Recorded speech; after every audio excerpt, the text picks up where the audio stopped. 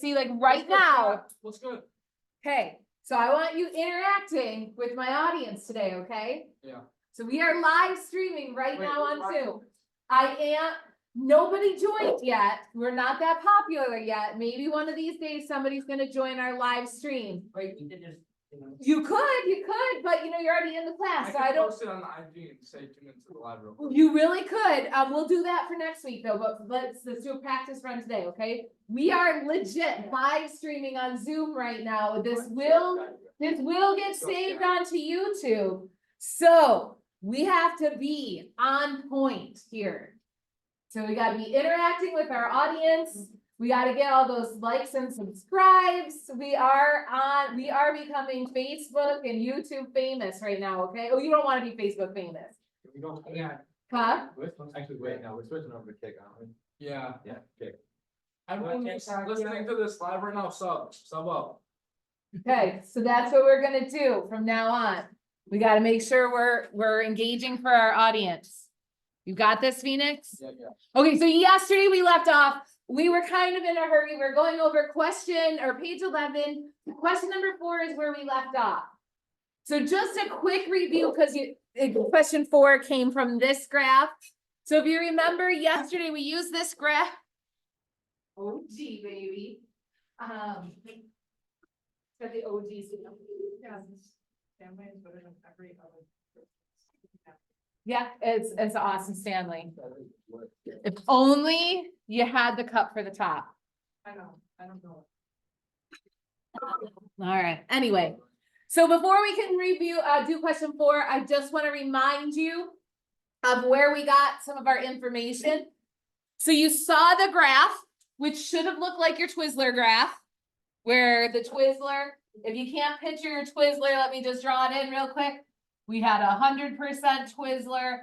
This one's spaced out a little bit more than ours was. So the Twizzlers would have been at each one of those, and then we just connected them up with a line.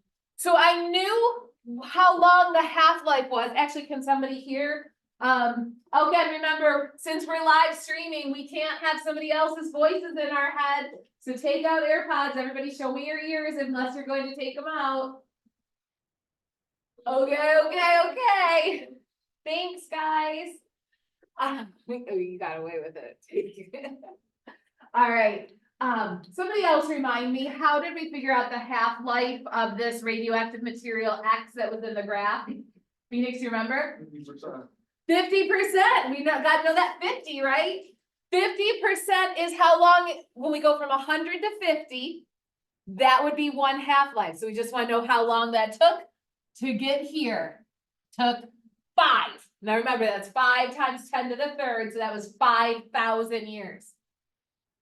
So question 4 goes along with that, and it says radioactive material X can only be used to date young geological materials because radioactive material X, and then it gives some choices. Can you guys just show me what you picked, or if you didn't actually do this, can you re-look and see which one you're thinking? Wait, for which one? Okay, so I'm seeing some 1s and some 4s, some 2s. Okay, we're on question number 4. So I'm seeing a bunch of different answers, so I think we need to go over this. So I'm gonna walk through this real quick. Let me just set up a little thing. We start off with 100%, right? What do we go to? Ooh, what do we go to? One half-life, what will that get us down to? 50. Yeah, 50. So remember, all you do is you cut it in half. After 50, what do we go to? After 50, Phoenix, what do we go to? 25. How'd you get 25? Divide by 2. So 100 divided by 2 is 50. 50 divided by 2 is 25. Who knows what we go to after that? 12.5. And then, oops, of course I didn't leave enough room. 6.25. If you remember your Twizzler, right around this 6.25 is when Phoenix started whining. Do you remember why you were whining, Phoenix? Well, he was whining because he couldn't eat his Twizzler because he wasn't eating that day. But do you remember what your issue was, like why you were moaning and groaning about the Twizzler around six, okay, or the Twizzler was too small. So Phoenix started complaining around the 6.25 mark. He was saying, I can't cut it any farther. It was too small. And Phoenix is not the only one who complains at that size. Let me rewrite this so we can see it better. I'm gonna go up here at the top. So we start off at 100.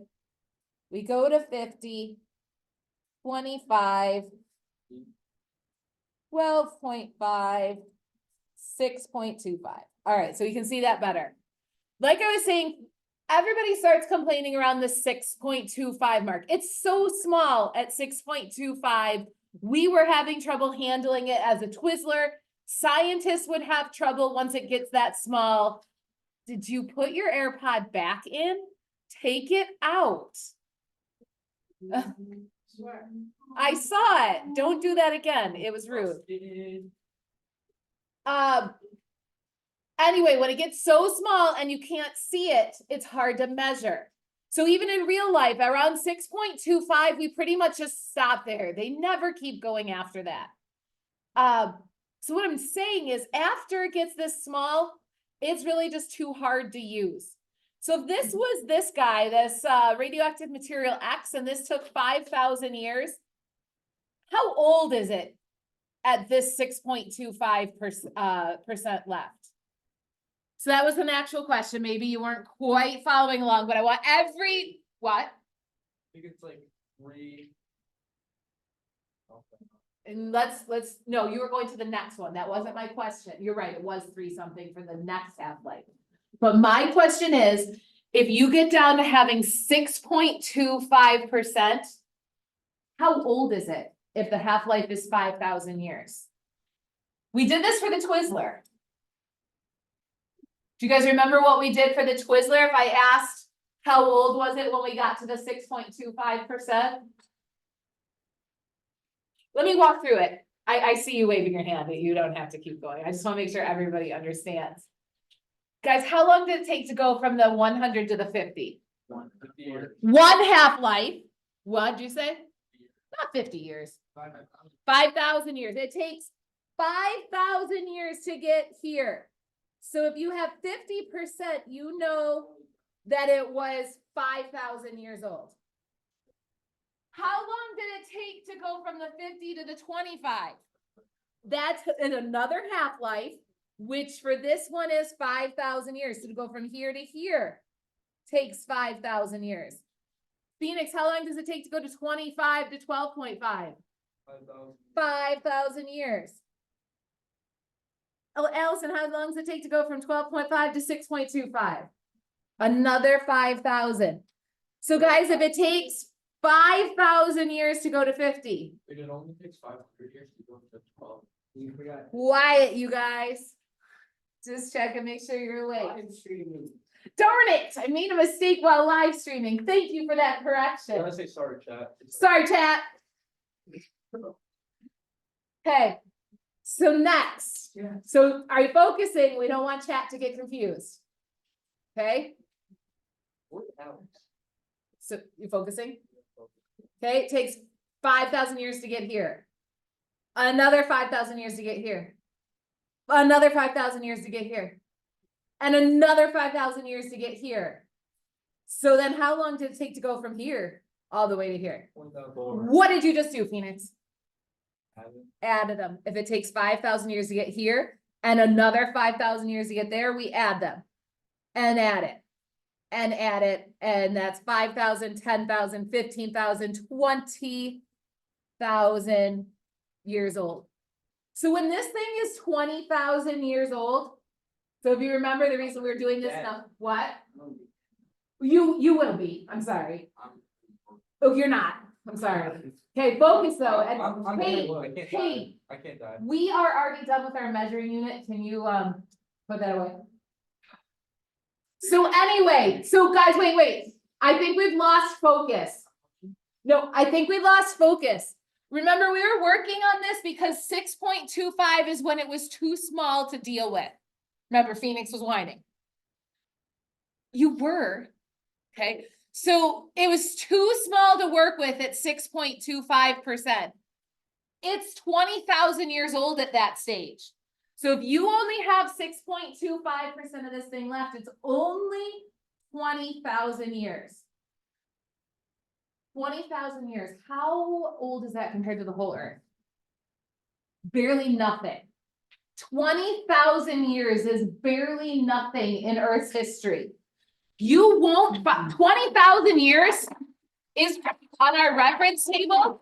20,000 years is practically the top line. It doesn't even make it on the reference table. So would you be able to use this thing use radioactive element X to date one of these rocks down here? Or these fossils down here? Phoenix. Would you be able to use it to age or figure out how old this fossil was?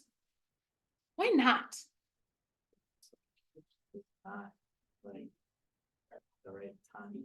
Okay, so let's go through this.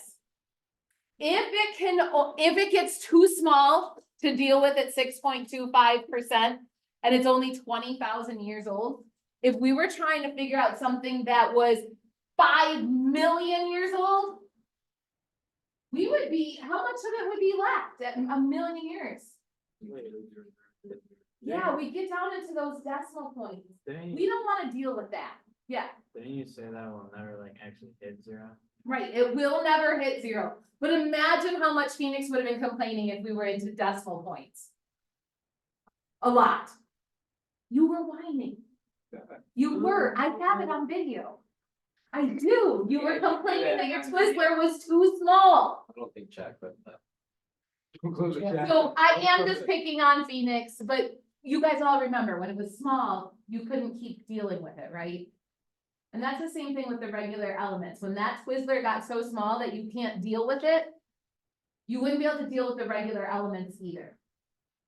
So when you have something that has a short, and I'm putting short in quotes because I know you don't think 5,000 years is short, but it is short compared to the Earth. What was going on 5,000 years ago? Phoenix focus. 5,000 years is a short half-life, and if it has a short half-life, you can only use it for things that are young in history.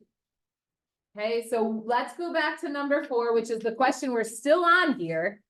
Which is the right answer? Why can we only use X to date young geological material? 2. Because it has a short half-life.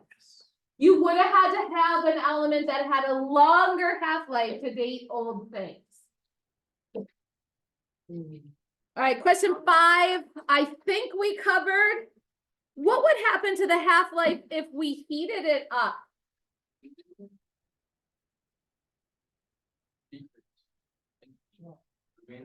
It does remain the same. Guys, there is nothing you can do. Radioactive decay is not like an apple decaying. Yes, if we heat up an apple, it will rot faster. Radioactive decay is not the same thing. Radioactive decay, you can't heat it up, you can't cool it down, no matter what, it reacts the same way. 100 to 50 to 25 to 12.5. All right, question 6. I'm curious which ones you guys picked.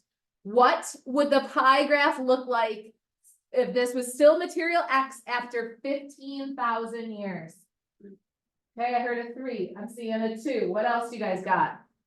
I'm seeing a 4. All right, let's go. Anybody got number 1? No, good. All right, it's not number 1. How did you go about answering this? Did you just guess which one looked good? What did you just do? And what were you pointing at something? Okay. Here's what changing your answer? 4. Here's what I would do. I would draw a quick picture. What would it look like after 0 half-lives? Full. So I'm just going to do it up here. It's all the way full. What would it look like after 2 half-lives? Or I'm sorry, what would it look like after 1 half-life? Half. What would it look like after 2 half-lives? Quarter. What would it look like after 3 half-lives? An 1/8. I just keep cutting my pie in half. Now we gotta know, well, where the heck is 15,000 years? How many years is it here when it's a full? 0 years, good. That was a trick question. I was hoping you remembered. That's 0 years. What does it look like? Or how many years is it when it looks like 50%? 5,000 years. How many years have gone by to look like a quarter? 10,000, another 5,000, but we just added it this time. And then this guy's the 15,000. If you have that picture drawn, then you can hopefully match it up and it looks like answer 4. To be honest, could I have done it without drawing the picture? I might have been able to, but the picture made it so much easier. In fact, every time I do a bunch of half-life questions, I slap this picture on the top of the paper. I just put one, because what would this graph look like if instead of radioactive material X, it was carbon-14? What would my graphs look like? Not probably the same, exactly the same. What would it look like if it was uranium-238? Exactly the same. What would it look like if it was Twizzler? Exactly the same. The graphs don't change. So I put a graph there so I don't have to think about it multiple times. Yeah, Drake. None of them change, none of them just have something on there. Because that would be handy, but they do expect you to think about a few things. And since this isn't a difficult concept, 100, cut it in half, 50, cut it in half, 25, cut it in half, 12, they do make you remember the diagram yourself. All right, so we want to know, all right, igneous rock contains 2 grams of radioactive element A and 2 grams of its decay product. How many half-lives has it gone through? Well, let me ask you this, how many, if we got 2 and 2 grams, what pie graph would that be? 2 and 2. Uh-oh. That was an actual question. If I was to make a pie graph and they say you've got 2 grams of A and 2 grams of the decay product, make a pie graph. That's just one. We got 2 and 2. So what would my pie graph look like? Half and half. So this is 2 grams and this is 2 grams. That means this is my pie graph. When we have a half and half pie, how many half-lives has it gone through? 1. See how I did that? I made a pie graph to relate up here. I already had that drawn, so that really helped me. If we have 2 and 2, we've gone through 1 half-life. So speaking of, over here, we've got a pie graph. Got carbon-14 and nitrogen-14. What's the pie graph look like? Which one of these again does that pie graph look like? This one right here. Looks like this guy. So how many half-lives has it gone through? 1 half-life. Darn it, that's not the answer. Now we've got actual numbers there. What's the half-life? 3. Answer 3, 5,000 or 5.7 times 10 to the 3rd. What'd you guys put? Why are radioactive substances useful for measuring geological time? Why can we use them? 1, yes, they decay at a predictable rate. They will always decay exactly the same, so we can always count on them doing the same thing. Now they want to know what this shaded area is. So we start off all white, and it's all uranium-238. Then we turn into half white, which is still the uranium-238. So this here is still uranium-238. What's the dark side then? Lead. How'd you know that? Looked at your reference table. Remember, right here, uranium turns into Pb206. And they did tell you it was lead, but they also gave you in parentheses that that's Pb206. What one did you pick? Can I ask? Did you just guess? Yeah. Okay. Does it make sense now? Okay. All right. I do want to go over your quizzes from yesterday. Same thing, I will say, I think the homework being done with a with a direct reflection on your grades. People who are doing the homework are doing better than people who are not. Dude, I'm looking on something on. Okay, but did you actually try on any of the homework? We already talked about this, so you don't have to answer me out loud, Well. but when you, yeah, But I still was getting completion grades for every single one of them. right, but so that's the difference, there's a difference between doing a homework just to get 100 on the completion and actually trying on the homework. What about me? That's bad. This is coming naturally to you. So that unfortunately can't happen for everybody.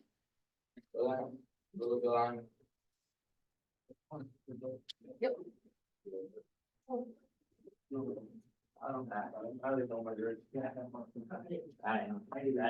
So this first one, But this first one hurt my heart to mark a bunch of you wrong.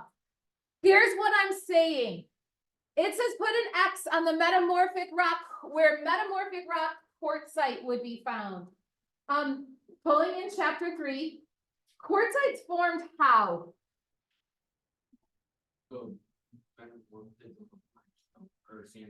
Okay, so you seem to have memorized that. Most people have not. Here's how this works. When you hear anything about metamorphic rocks, you should probably grab your reference table, check out the metamorphic rocks. Here's quartzite. I'm going to read a little bit about them. Metamorphism of quartz sandstone. So quartzite forms when hot lava touches sandstone. Where is there sandstone in this layer? Right there. Layer B is sandstone. I saw a bunch of answers like this, that's where quartzite would be. Why is quartzite not going to be there? That's not where it's getting heated. It's not close to where it's being touched. So while you're right, it will happen when sandstone gets heated up. Your X's legit had to be, or X for question number 1. Anywhere where the whiskers were actually touching the sandstone. So while you're right, sandstone turns into quartzite. The Regents says, if they say put an X where the metamorphic rock would be found, your X had to be somewhere over here touching it. And I was pretty strict on that. It had to touch. Now the next one. Say one piece of evidence shown in the cross section that indicates D is older than C. D. Yeah, it's on top of it. Normally it's younger. What is the evidence that shows it's older? Who got half credit on that one? What'd you write? Okay, contact metamorphism. I know you know what you're talking about. You're right, it has to do with the contact metamorphism, but I only gave Chris half credit. And by the way, if this was the Regents, I would have had to mark it wrong. What about contact metamorphism? Okay, you had to say something along the lines of there was contact metamorphism on D. So something like C caused contact metamorphism on D. So I needed, well, it's not necessarily a complete sentence. I needed to hear what had contact metamorphism on it. And a couple people, I think it might have been this class, I don't remember, but a bunch of people said it has contact metamorphism on it. I just kind of get away from using the word it in this class because what it are you talking about? Were you talking about it meaning C has contact metamorphism? Were you talking about D? Were you talking about B or A? I don't know if you just say it. I might be able to give you credit, but be careful. Just say exactly what has contact metamorphism on it. What are you thinking about there, Phoenix? like trying to memorize this stuff. Okay. How about this? How do we know the fault is younger? So I'm telling you guys, the fault is younger than the basalt intrusion, which is the caterpillar thing. Okay, so the intrusion was broken by the fault. That's all you had to put there.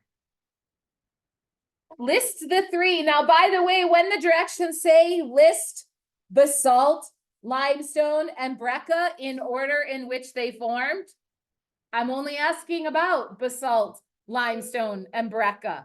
If you put all of the layers, I could mark you right, but every single layer had to be 100% correct then.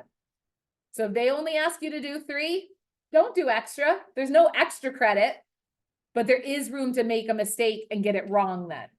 So we have basalt, which is this thing, limestone, and breccia. Which one is, let's actually look at the intrusion, the basalt. Is the basalt older or younger than limestone? Okay, how about I'll ask Olivia, how do I know the intrusion is younger than the basalt? Is it too old? I like that, but give me it in terms of what I'm looking for. Talk about it in terms of contact metamorphism. The whiskers are like touching the limestone. You got it. That's it. So we know the intrusion is younger because it caused contact metamorphism on the limestone. Is the basalt younger or older than the breccia? Phoenix, you tell me. Is this, the basalt, younger or older than the breccia? Older. Which one's older? So. No. Why is the basalt younger than the breccia? Oh, What about the intrusion? And how do I know it cut in between? by looking at it, What about it? but Somebody want to help them out? Contact metamorphism. There is contact metamorphism on the breccia. So we know that the basalt is younger than both the limestone and the breccia. Well, which one's younger? Which one's the youngest then, the limestone or the breccia? Limestone was there. Breccia was put on top. The basalt intrusion squeezed its way in between the two of them. So your answer here, the only correct answer would have been limestone, breccia, basalt. It did say in order in which they were formed. That meant oldest to youngest. So you went, you did a, yeah, don't, when this is being uploaded to YouTube, during my lunch, on your lunch. next. Well, I'll do it during my study hall next period. You gonna like and subscribe? Yeah, I did that. Awesome. And turn that on. Oh, and turn on notifications, overachiever. Good index fossil. Remember, there's three things. Widespread geographically, lived for short geological time, and is easy to recognize. Oh, quick question that wasn't on the quiz. Is F intrusion or an extrusion? Everybody figure out an answer, please. Don't answer out loud. Is F an intrusion or an extrusion? And be ready to answer how you know.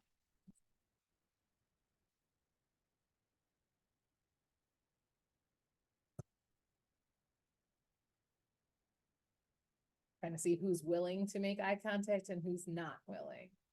Don't look at me like that. Landon, how about you? Is this an intrusion or an extrusion?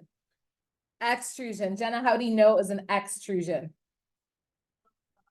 You don't know. Brooklyn, you know? No. Sam, you know? Oh, no. Landon, tell him how you knew it was an extrusion. Guys, this is like the 8th time we said it just today. This is an extrusion because there is no contact metamorphism on D. So by the way, is D younger or older than the extrusion? Has to be younger because it got there after F cooled and hardened. Another way to think about it is fingerprints. can you leave fingerprints on something that's not there? So like right now, am I leaving fingerprints on anything? No, okay. D did not get any fingerprints on it because D wasn't there. Okay, never mind.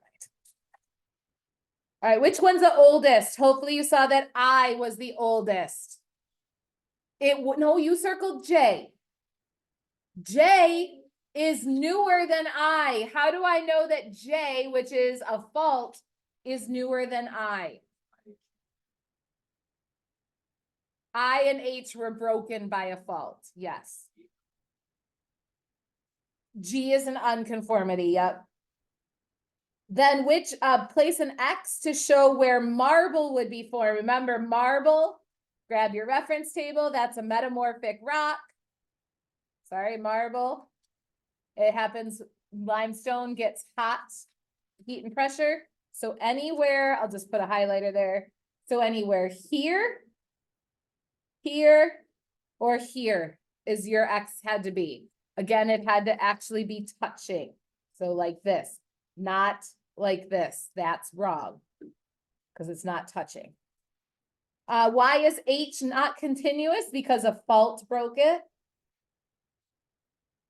Ooh, this one, your wording with this one was bad. Everybody's was, not just you. I was really generous. How do I know that the intrusion is younger than the fault? That's the perfect answer. The intrusion is not broken. People said stuff about going through and under. I didn't like that. Intrusion, not broken. Did not break. I can't believe how many of you forgot this question. Okay. Somebody told me they thought it was directions. Yep, don't like that answer any better. Okay, so even if it was directions, you would have read it because your number one rule of earth science is to read all the directions. They told you that this thing, I don't know how to pronounce it, but letter K was found in a rock.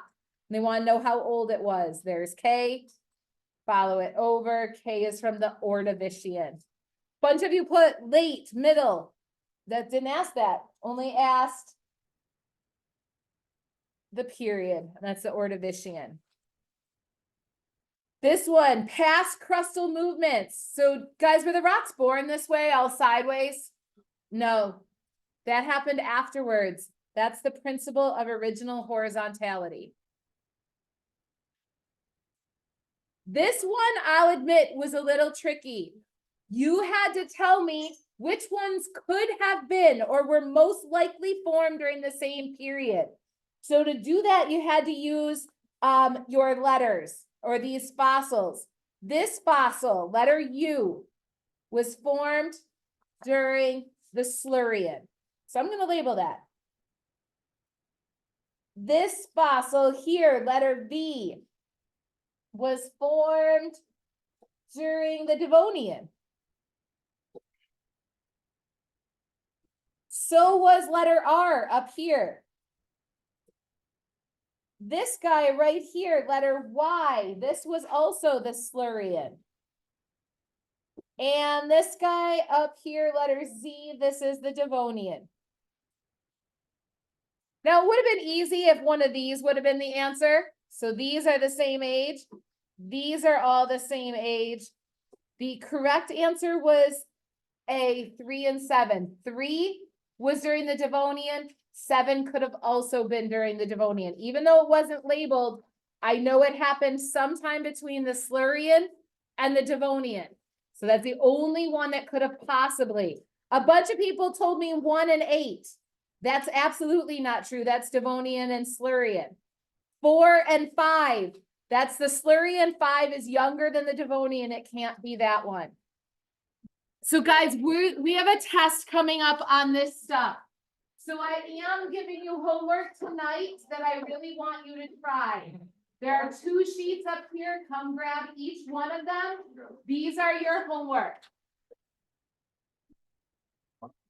One of each. So we have radioactive decay and geological history.